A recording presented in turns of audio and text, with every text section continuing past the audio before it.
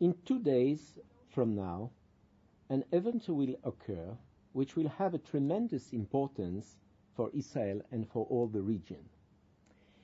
On Wednesday, January 25th, Palestinians living in the territories, in the West Bank, in the Gaza Strip, and in East Jerusalem will vote to elect their new parliament and their new government.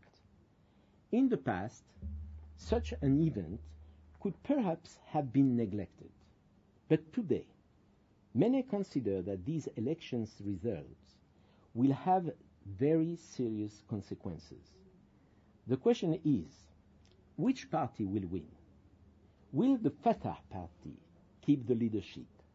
Or, on the contrary, will the Hamás succeed in taking over the Palestinian Authority?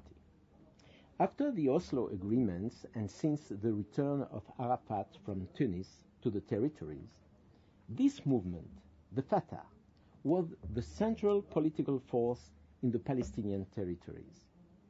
But during the last 12 years, the Fatah constantly declined and lost its grip on the Palestinian population.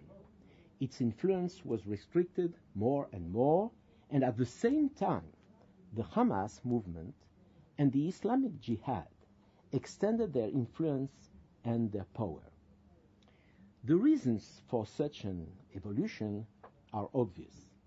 First, the appalling corruption of the Fatah leadership. The friends of Yasser Arafat, his colleagues, brought to the Palestinian territories their habits of nepotism, corruption, misusing public money. The Palestinians, who live in the territories in very, very poor conditions, have been shocked by such a situation. The leaders' bank accounts in Switzerland, stealing the money given by the US or by the European Union, etc. Instead of that, the Hamas movement seems to be a very clean and religious and even ascetic party. But also, it must be pointed out that Hamas played a central role in the Palestinian Intifada and gained much prestige in the eyes of the youth and the Palestinian militants. Fatah has tried during the last days to put obstacles on the road of Hamas. For example, it has recently chosen as his leading candidate Marwan Barghouti, a charismatic man, a charismatic leader, who is presently in an Israeli prison for life after having been arrested and condemned for his role in planning terrorist attacks.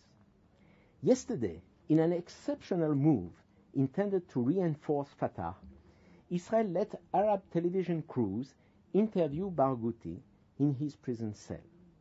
But maybe this Israeli help will be counterproductive, and maybe also it comes too late.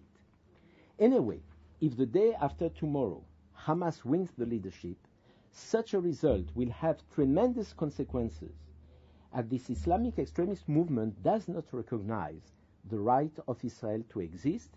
It seems very difficult to imagine how peace negotiations could ever resume.